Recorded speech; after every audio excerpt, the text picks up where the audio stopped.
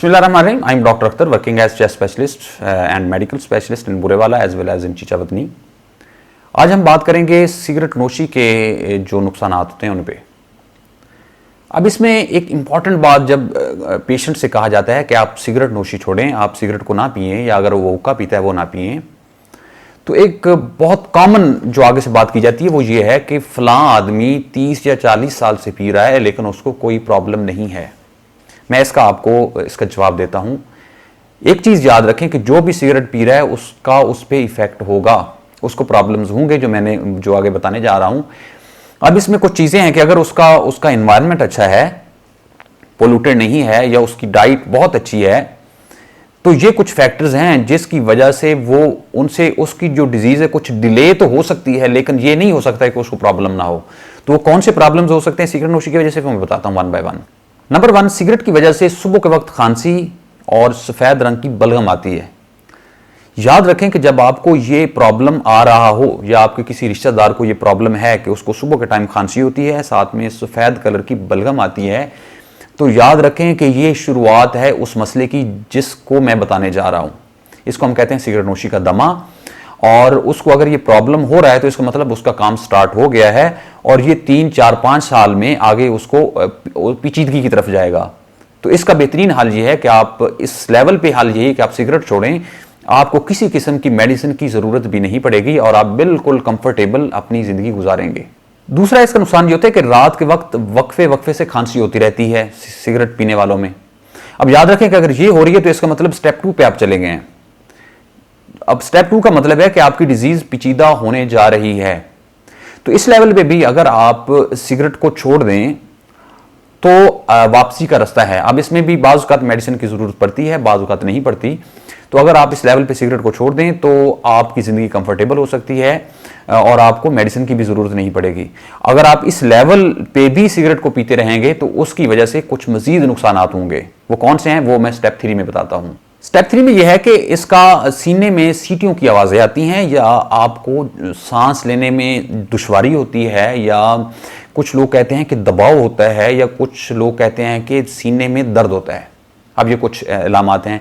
अब इसका मतलब है कि स्टेज 3 आपकी डिजीज़ की आ गई। अब इस लेवल पे आपने अर्जेंटली छोड़ें अपनी सिगरेट को, क्योंकि इसका मतलब है कि आपकी जो बीमारी है वो पेचीदा हो गई है। अब इसमें जो सीटियों की आवाज़ें आती हैं उसको मैं थोड़ा आपको लॉजिकली बताता हूं। अगर आप किसी आम बंदा आपके साथ बैठा हो और उसको कभी भी सीने से आवाज़ें नहीं आएंगी। जो बंदा स्मोकिंग करता है उसकी बॉडी से या उसके सीने से सीटियों की आवाज़ें क्यों आती हैं उसकी लॉजिक बताता हूं। अगर आपने बांसुरी देखी हो तो बांसुरी जो है उसको बनाया इस तरह जाता है कि वो अंदर से बिल्कुल नैरो होती है। उस नैरोनेस की वजह से जब उसमें से एयर फ्लो पैदा होती है, एयर फ्लो करती है, तो उसमें से आवाज़ या साउंड प्रोड्यूस होती है। ये फिजिक्स का कुछ रूल है। जब डायमीटर कम होगा और उसमें एयर में टर्बुलेंस फ्लो होगी, उसकी स्ट्रेट नहीं होगी, उसकी वजह से साउंड प्रोड्यूस होगी। बिल्कुल सेम जो प्रिंसिपल है यहां पे लागू होता है।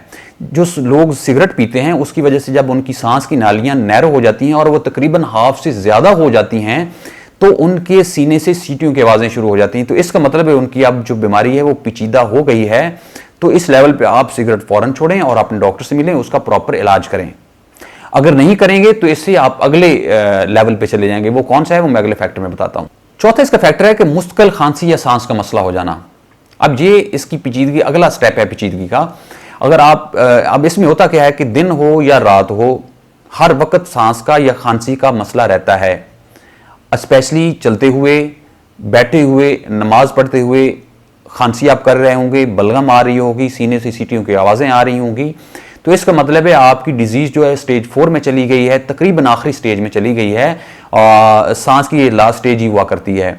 तो इसके बाद आप पे एक बीमारियों की बौछार होने वाली है। उसकी वजह यह है कि जब आप एक दफ़ा बेड रिडन हो जाते हैं तो उसके साथ फिर हार्ट के प्रॉब्लम, शुगर और ब्लड प्रेशर भी शुरू हो जाया करते हैं।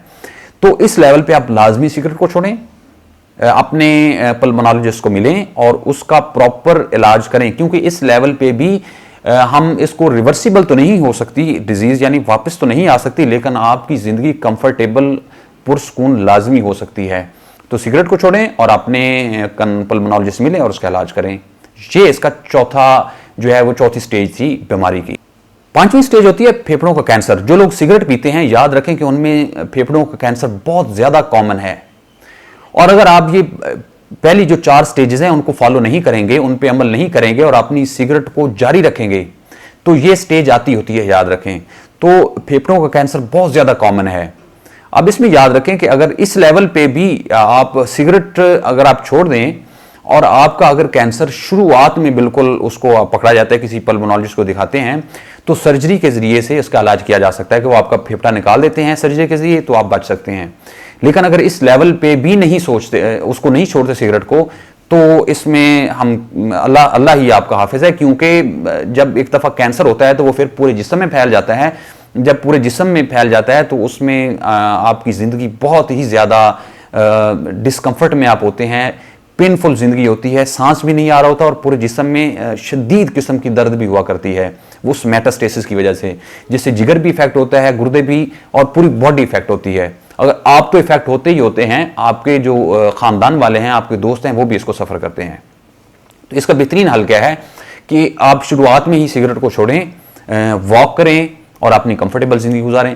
अगर आपको स्टेज 3 या 4 की डिजीज़ है तो अपने पल्मोनोलॉजिस्ट को दिखाएं, उसको प्रॉपर डायग्नोज करें और उसका इलाज करें, तो आपकी ज़िंदगी कंफर्टेबल हो सकती है। अगर नहीं करेंगे तो आपकी ये स्टेज आएगी, कब आएगी गॉड नोज, लेकिन आती होती है। इसमें याद रखें कि ये स्टेप वाइज अप्रोच होती है। अगर आप स्मोकिंग कर रहे हैं तो ये प्रॉब्लम होता है, जल्दी या बदेर, वो पर्सन टू पर्सन वेरी करता है, लेकिन ये प्रॉब्लम्स होते हैं। तो इसमें आपके लिए क्वेश्चन ये है कि अगर आपके घर में, आपके सराउंडिंग्स में किसी दोस्त को वो सिगरेट पीता है, इन इलामात में से कौन सी इलामत है, आप वो कमेंट्स में लिखें और अपने दोस्तों को बताएं कि वो सिगरेट को छोड़ें। अगर वो छोड़ेंगे तो अपनी ज़िंदगी कंफर्टेबल गुजारेंगे, अगर नहीं छोड़ेंगे तो उनको बताएं कि इसके क्या नुकसान हैं।